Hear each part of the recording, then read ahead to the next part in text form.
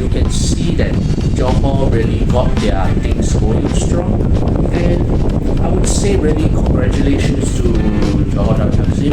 It was very perfect tactical plan. They got it right in all areas, and all their game plan worked perfect against us. Johor Darul Takzim 2, Central Coast Mariners 1. The Southern Tigers achieved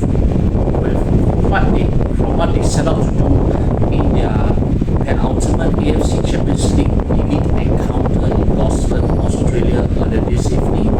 With that win, they remain in strong contention to advance into the knockout stages from the East Zone, with just a game remaining, a home game against South Korean side Pang Steelers at the Sultan Ibrahim Stadium next week.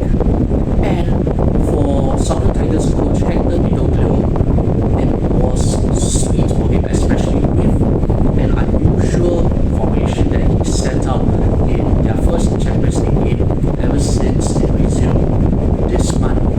And previously, as we know, Johor Darul Takzim usually played a 4-2-3-1 formation in all their 6 previous Champions League matches last year, and they had came with mixed results, particularly in the travels where they only secured 1 point after throwing away the lead twice to settle for a 3-3 draw and draw, and with defeats to Guangzhou and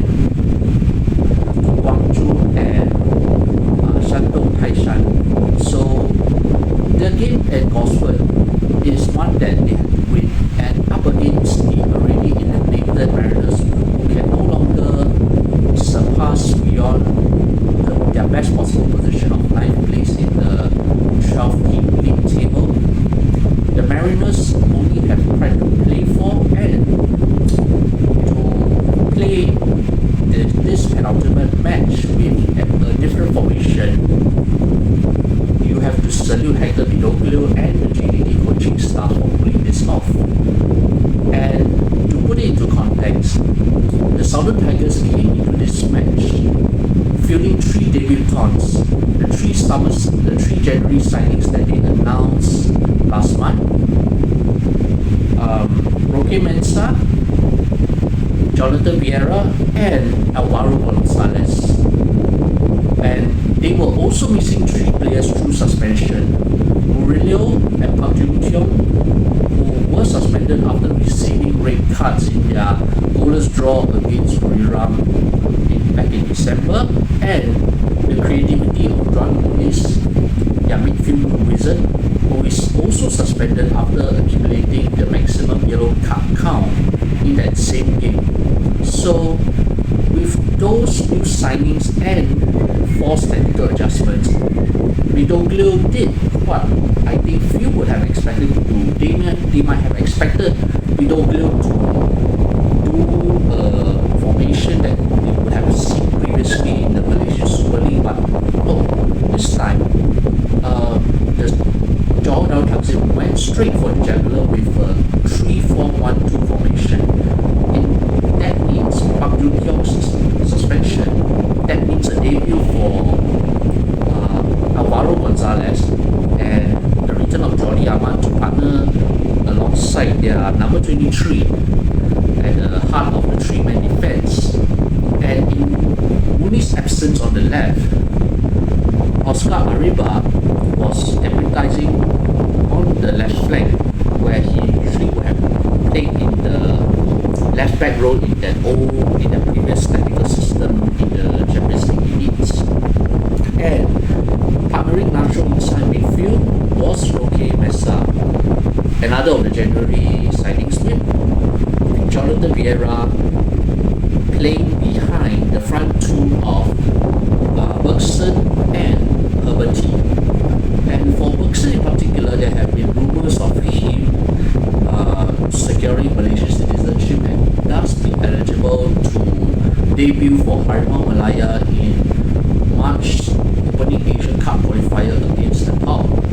And given that he has already fulfilled his Malaysian residency while playing for the Southern Tigers, I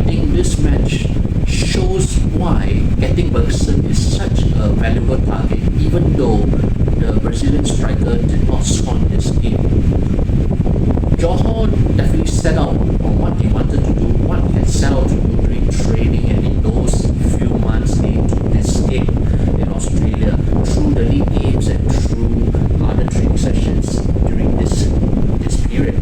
And what we saw is a very attacking formation that's set out to play through the channels on both flanks, and also pushing, I think, having that creative attacking trio of Bergson, Heberty and Vieira to shoulder the burden of finding the goals, instead of previously when they stuck to the Colombian striker Obregon, even though he only managed one goal since he signed for them last year. So it was all out, it was like all attack, and they come out strong, they were dominant on the ball, they were in control of possession, but the Australian champions are no pushovers. They were robust in their play, they were already eliminated, but they had pride, they still wanted to give a good showing in front of their fans, even though the attendance was rather sparse for both teams at the Gosford Stadium. But they gave as good as they got, and the challenges in the first half eventually got quite robust, and supply was rather hard to come by, with Bergson, while still being actively involved in those attacks. He was rather, you can say there was a frustration because the service was not coming to him, and even when he had the service in the first half for a couple of times, including a goal that was ruled out for, yes, for both occasions, offside, you can see that Bergson was the main threat to the Central Coast Mariners backline, and eventually that pressure eventually told, as in the last 5 minutes of the first half the momentum began to build up more considerably from the Southern Tigers, and one such move from Vieira to Arif Aiman on the right led to the starting Central Coast Mariners goalkeeper charging down straight at him, the number 40, outside the box, back him down, and correctly with a straight break, and with the Australian host down to 10 men. But does that mean they were deterred? Not really. I mean, already they had forced one of the three debutants, Roque Mesa, to hobble off injured after he tried to produce a tackle only to suffer the effects of it on his hamstring, and that led him to be taken out.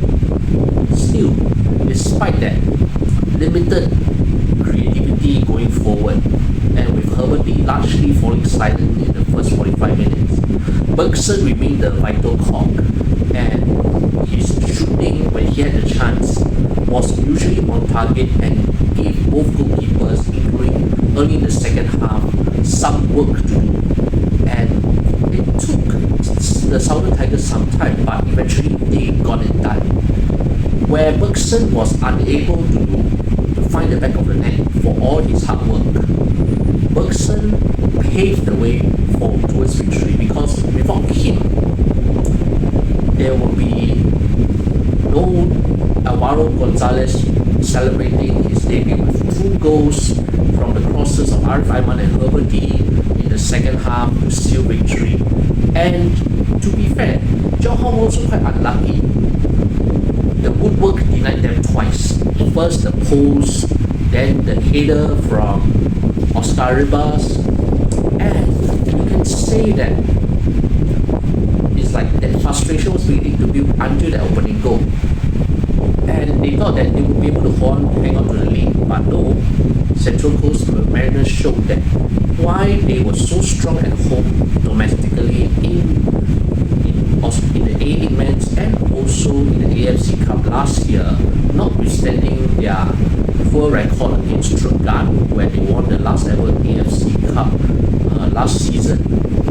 And they did that with their trademark direct attacking move, where Johor were caught rather flat-footed at the back.